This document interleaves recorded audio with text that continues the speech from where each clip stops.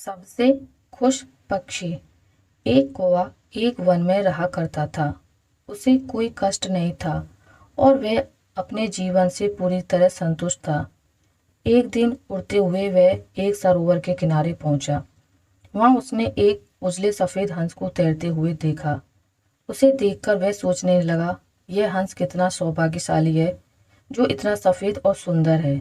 इधर मुझे देखो, मैं कितना काला और बदसूरत हूँ। ये हंस अवश्य इस दुनिया का सबसे खुश पक्षी होगा। वह हंस के पास गया और अपने मन की बात उसे बता दी।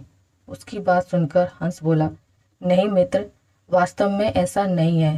पहले मैं भी सोचा करता था कि मैं इस दुनिया का सबसे सुंदर पक्षी हूँ, इसलिए बहुत सुखी और खुश था। लेकिन एक दिन मैंने तोते को देखा। उसके पास दो रंगों की अनोखी छटा है। उसके बाद से मुझे यकीन है कि वही दुनिया का सबसे सुंदर और खुश पक्षी है। हंस की बात सुनने के बाद कौवा तोते के पास गया और उससे पूछा कि क्या वह दुनिया का सबसे खुश पक्षी है।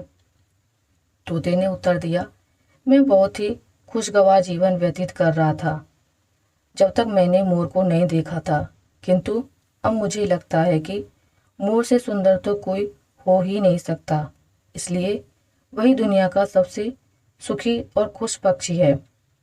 इसके बाद कौवा मोर की खोज में निकला। उड़ते उड़ते वह एक चिड़ियाघर पहुंचा।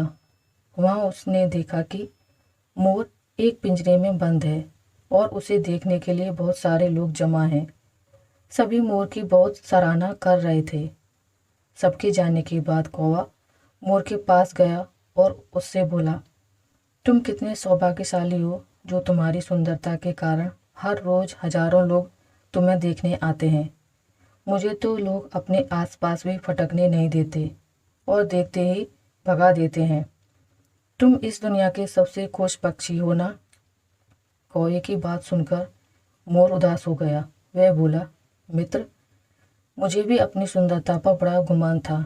मैं सोचा करता था कि मैं इस दुनिया का क्या बल्कि इस पूरे ब्रह्मांड का सबसे सुंदर पक्षी हूँ, इसलिए खुश भी बहुत था। लेकिन मेरी यही सुंदरता मेरी शत्रु बन गई है और मैं इस चिड़ियाघर में बंद हूँ।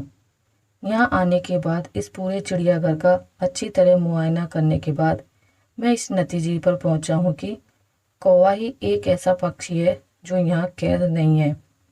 इसलिए पिछले कुछ दिनों से मैं सोचने लगा हूँ कि काश मैं कौवा होता तो कम से कम आज़ादी से बाहर घूम सकता और तब मैं इस दुनिया का सबसे सुखी और खुश पक्षी होता। हम हमेशा दूसरों को देखकर व्यर्थ ही स्वयं की तुलना उनसे करने लगते हैं और दुखी हो जाते हैं। भगवान ने सबको अलग बनाया है और अलग गुण दिए हैं।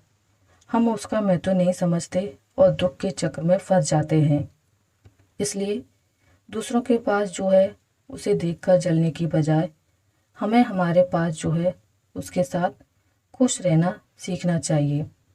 खुशी बाहर ढूंढने से नहीं मिलती, वह तो हमारे अंदर ही छिपी हुई होती है। तो दोस्तों, आपको मेरी आज की वीडियो कैसी लगी मुझे कमेंट करके ज़रूर बताइएगा। अगर आपको ये वीडियो अच्छी लगी है तो इसे लाइक करें, ज़्यादा से ज़्यादा शेयर करें और अगर आप मेरे चैनल पर नए हैं तो इसे सब्सक्राइब करना ना भूलें। मिलते हैं एक नई कहानी के साथ, तब तक के लिए नमस्कार।